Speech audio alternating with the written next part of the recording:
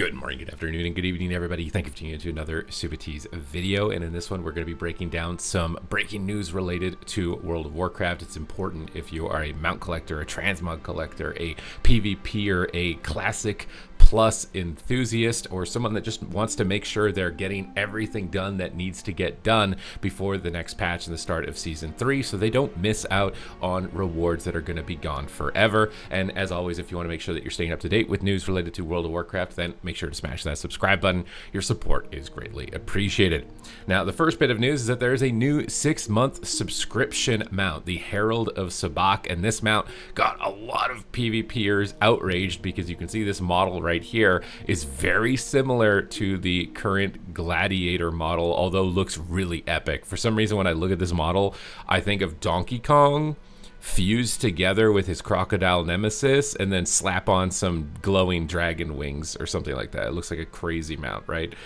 Just right off the rip for getting this if you're doing the 6-month subscription. This isn't new, right? They've been doing these 6-month subscription plans for a long time. It just felt a little bit sour of a taste in the mouth as a PvP player to look at that and be like, what? This up-resed model with all these new kind of little goodies attached to it. It looks so sick, right? But they actually didn't leave us completely abandoned. They did respond to a forum post from Christopher here on June 19th. They made this forum post. They replied to it on July 16th, and they are in fact updating the model for the Gladiator Bat in the final season of the War Within. And you can see that there's a lot more cosmic influence. You can see in the wings. I'm very curious to see what this does animated in the game, like if it's got some sort of glowing effect like we've seen for some of the PvE mounts, because the PvE mounts are legendary, right? So this at least falls in line more thematically. It feels more void oriented, cosmic oriented, with what the patch is, as opposed to kind of just the bland color palette that was previously on it. And I think more importantly, it shows that at least as a PvP player, we're not completely forgotten, right? Because we were all looking at this crocodile mount going like, oh my god, we're getting spit in the face right now, what's going on? And then the same day, basically, we get an update to say that this is going to be the new Gladiator mount, which I think is going to at least drive some more motivation than the previous one, right? I think it's a lot more epic, and we saw how important it was for driving participation in Dragonflight because of how amazing the mounts were there. So as a mount collector, as a PvPer, we're definitely stoked about this. Also, not to mention that we're getting lands back at Gamescom. We're going to have North America versus Europe at the end of August, which is something I'm very excited for as well. So make sure that you're following the Warcraft channel to be able to tune into that so you don't miss out on that epic action. I believe there's also a land event for dungeons as well, as some other things that they have made in their post. But this is something that got me really excited. So I just wanted to talk about it here, share my opinions, because I've been asked a lot about this. Like, what do I think? Did I see it? Yes, I saw it. I'm much happier with this. I'm also much more pleased that we just at least got something, a little bit more than the 12 seconds in the video. Now, the next point of interesting discussion is Classic Plus. And it's something going on in the China servers that nobody really saw coming, and everybody is speculating as to whether or not will this be happening in North America or Europe. So China is doing a new Titan Forged server, and everybody's trying to speculate what it could mean as a part of their 20th anniversary. Basically, they are releasing level 80 servers for Wrath of the Lich King, right? Except they are going to be scaling up lower level raids. So you'll be level 80 and the class design, I assume, of level 80, but you can do the Black Temple. You can get Warglaives for your rogue, right? And you could play with a warrior who, maybe they're Fury, they're dual wielding Shadowmourne, they're dual wielding Hand of Ragnaros. Like, the levels of weird combinations you can get here, you could have a mage with Atiesh at level 80 in Wrath of the Lich King, playing with a paladin that has Valnir. You could have like a complete legendary roster of players, and I only assumed that because it's Wrath of the Lich King level 80, there would be arena and there'd be PvP. So what does that mean for arena and PvP? Things like Mind Quickening Gem that were really powerful in TBC, even with it at level 60, it's likely going to get scaled up to level 80. So there's an infinite list of items that are going to be really powerful, and this could completely change how Wrath of the Lich King operates for them. So much so that I'm kind of hoping this does end up happening in North America and Europe, because for me at least, been there, done that, right? I know the meta in the Burning Crusade for PvP. I know the meta in Wrath of the Lich King, and even for PvE, right? Everybody knows that the best class is what you stack. This is creating a lot of surprise because I don't think anybody has any idea how to calculate the scaling potency of all of these different items and the unique twists that they could possibly bring in PvP or PvE situations. So I would be really stoked, honestly. This would probably be like one of the most exciting classic things for them to release, because it feels like it could be a completely different game in that regard. But what do you guys think about this Classic Plus system in China? Is this something you'd want brought over from North America and Europe? Are you going to be disappointed if it's not? Let me know in the comments down below, because it's definitely something that has me really stoked. Like I want to see this play out. I don't even know like if there's a stream I can watch of this to see what it's like. Is PvP enabled? Is it disabled? Is it just raiding? Like I really want to know for this, because this seems like such a surprise out of left field, but honestly really cool at the same time. Now the next bit of discussion is things that you want to make sure that you get done before season 3, because you're not going to get a second shot at them, right? There's mounts, titles, achievements. So if you're a completionist and you want to make sure you're grabbing all these goodies before they're gone, then it's an important list to make sure that you cover.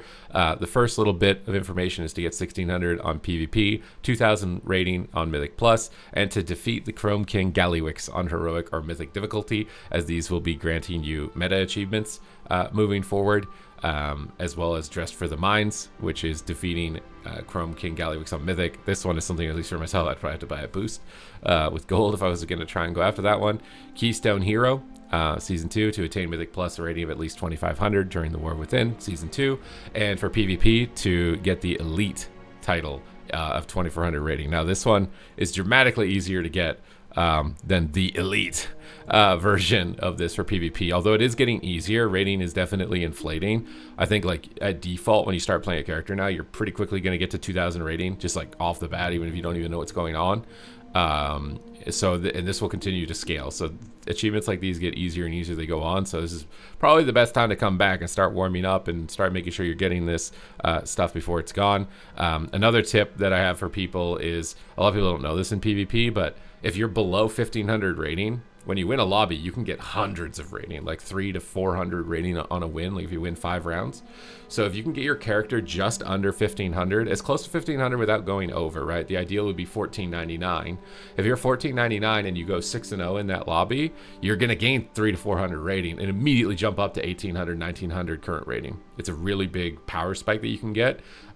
It's really hard to set up unless you're very good at PvP, because you have to guarantee that you win that lobby. Otherwise, if you kind of tie it and you slowly pass over 1500, you miss that shot. But if you're ever in a spot where you're like 50 rating or below, under 1500, make sure you win that next lobby, because it's going to give you a huge point boost to be able to climb. And another tip I would give you if you're trying to go after, the Elite title, which is a little higher ranked than that, is to just win one shuffle a week until the final week. Your MMR will go up passively, invisibly, even if you don't play. I had a Shadow Priest. I did the Shadow Priest challenge. I was still wearing green gear on it when I logged on it to play it the other day, because someone gifted subs for me to play it. And I had 2600 MMR, but I was only 2400 CR from like 3 months ago. So my Shadow Priest gained over 200 MMR without me even touching it from the beginning of the season. So that's just to show you how much it's inflating over time. And I think I went like 2 and 4 in my lobby, but I gained 40 rating. And that's what I'm saying. By playing like one shuffle a week, you remove the threat of like losing 300 rating all at once by spam playing. And you kind of will only really go up in rating. The system kind of just rewards you for staying subscribed and just playing a little bit. Whereas if you overplay and you spam, you might hit bad RNG windows and actually lose a lot of rating. So you'll be able to get a bunch of in-game items for completing these, obviously. So if these are something that you're interested in, if you're worried about completing your account, then make sure you do it. Season 2 raid achievements, Ahead of the Curve for defeating Chrome King Gallywix, Cutting Edge, and then a Hall of Fame, which is, again, only a very limited few number of guilds, although a very cool title to be able to go after, and I wish those that are pursuing it luck. And then you'll get the Famed Slayer, right? So there's rank 1 raid titles, Mythic Plus stuff, PvP stuff, all the same types of goodies that you want to really make sure that you're locking in before they're gone. You have Mythic Plus achievements as well that will be granting you titles and teleports to those dungeons. So if you want that for easier farming in the future, right? Because we've seen now with this event that they've implemented where you can go and farm old mounts that maybe having these will be good in the future. You can come back and farm the War Within mounts and transmogs that you didn't manage to get with some sort of drop event that they end up doing in the future. And then for PvP, the Vicious Eels. This is the only model in the game that looks like this. So if you want a completely unique model, this is just a participation for playing in rated PvP. It takes quite a lot. So I would make sure that you start working on this one right away, because yeah, no matter how much the inflation, this is like strictly like a numbers game to play a certain amount of PvP in the season.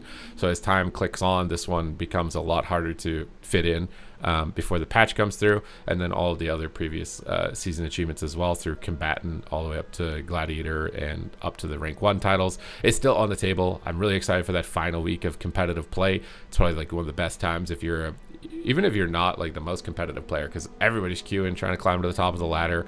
It's a really fun time to play PvP. And delves are also getting limited time rewards as well. You can get this sick mech suit that has a bunch of lightning animations going on it, and swirling gears. So if you're a solo player, you don't like the group content for PvE, there is limited time mounts for you and rewards for you that you better make sure that you're getting through and you're getting done, because otherwise you're gonna miss out on them. They're gonna be bye-bye, and you're out of luck, because I don't know if they're going to bring them back. If they did, they'd probably put them in the store or something, you know. But we'll see moving forward. But that's basically it. Just cover your bases. Make sure that you're hitting all the nails that you want to hit before they're gone, because you won't be able to smash them again. Just an interesting little update. A lot of positive news here, I think, for World of Warcraft, because it was looking a little bit grim. It was looking a little bit like, what's going on? No one's saying anything. We just want some communication, you know. We just talk to us. Just talk to us, Blizzard. Okay, they're talking to us. We don't need to be so dramatic. But that's it for me here in this update. Thank you guys very much for tuning into the video. Hope that you enjoyed it, and I will see you in the next one.